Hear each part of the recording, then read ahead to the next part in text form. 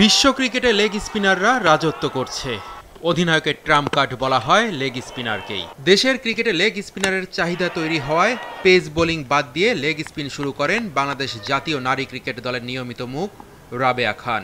তাতে সাফল্যটাও ধরা দিয়েছে। নিজের সম্পর্কে অজানা এই গল্পটাই মাছরাঙ্গাকে তিনি বলেছেন। এর আগে যদিও আমি ক্রিকেটার ছিলাম না, এর আগে আমি ফুটবল খেলতাম। ফুটবল থেকে আমি ক্রিকেটে আসা, তো ওখান থেকে বিগএসপিতে আমি ভর্তি হই।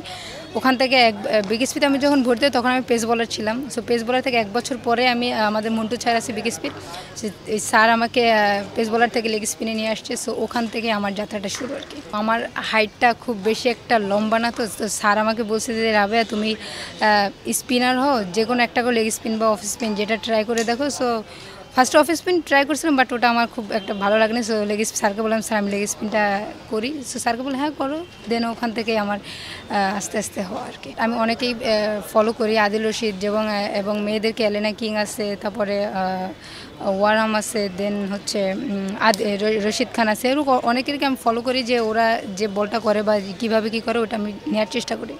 অলরাউন্ডার হিসেবে দলে জায়গা পেলেও বোলিংয়েই বেশি স্বাচ্ছন্দ্য বোধ করেন রাবেয়া খান। 2019 সালে নেপালের বিপক্ষে টি-20 অভিষেক ম্যাচেই তিনি রেকর্ড গড়েছিলেন।